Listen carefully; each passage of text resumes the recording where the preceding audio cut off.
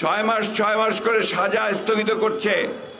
তার মানে সাজা কিন্তু কমছে না, সেই সাজা আবার যুক্ত হবে ভবিষ্যতে যখন তাদের প্রয়োজন হবে।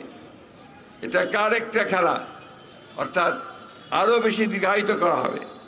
আপনারা জানেন যে লোয়ার কোর্ট তাকে 5 বছরের সাজা দিয়েছিল, কিন্তু হায়ার কোর্ট তাকে সেটা 10 বছর করেছে।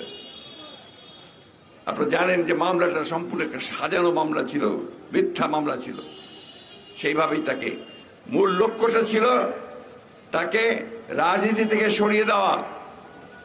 তাকে সরিয়ে দেওয়া মানে এই দেশের জাতীয়তাবাদী আন্দোলনের মূল নেতৃত্বকে সরিয়ে দেওয়া, স্বাধীনতার পক্ষের শক্তিকে সরিয়ে দেওয়া, উন্নয়নের পক্ষের শক্তিকে সরিয়ে দেওয়া।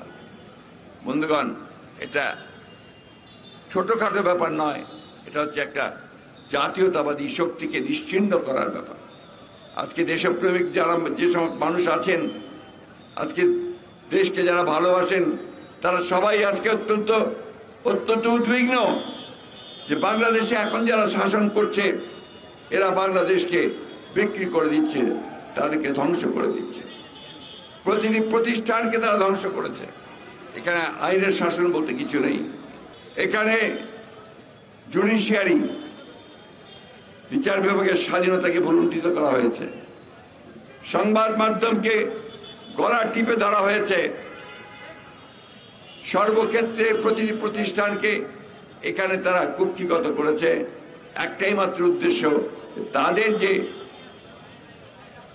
বেআইনি মহাসাংবিধানিক ক্ষমতা যারা তার জোর করে বেআইনিভাবে দখল করে আছে, তাকে দীর্ঘায়িত করা, তাকে সামনে একদমই শাসন ব্যবস্থা যেটা তারা অতীতে করেছিল সেই শাসন ব্যবস্থাকে আবারও ভিন্ন অঙ্গিকে সেটাকে আপনার প্রতিষ্ঠিত করা। আমি বক্তব্য বেশি করে রাখবো না, আপনারা রোদ্রে কষ্ট পাচ্ছেন, আমারও শরীর ভালো না, আমি খুব বেশি কথা বলতে পারছি না। আমি শুধু আপনাদের সামনে এই কথাটা বলতে চাই যে কথাটা অত্যন্ত জরুরি কথা। আজকে দেশনেত্রী বেগম খালেদা জিয়ার গণতন্ত্র, এ দুটো সিনোনিমাস, এক, এটাকে পার্থক্য করা যাবে না। যদি দেশনেত্রীকে আমরা মুক্ত করতে পারি তাহলে গণতন্ত্রকে মুক্ত করতে পারবো, গণতন্ত্রকে মুক্ত করতে পারি তাহলে আমরা দেশনেত্রীকে মুক্ত করতে পারবো। আজকে বাংলাদেশের অস্তিত্ব বিপন্ন হয়ে পড়েছে। আপনারা দেখেছেন যে সমস্ত চুক্তি করা হচ্ছে, সমঝোতা করা হচ্ছে, সেটা পুরোটাই বাংলাদেশের পক্ষে নয়। আমাদেরকে একজন পররাষ্ট্র মন্ত্রী নিয়োগ করেছেন, তিনি এবার আমাদেরকে সবক দেন।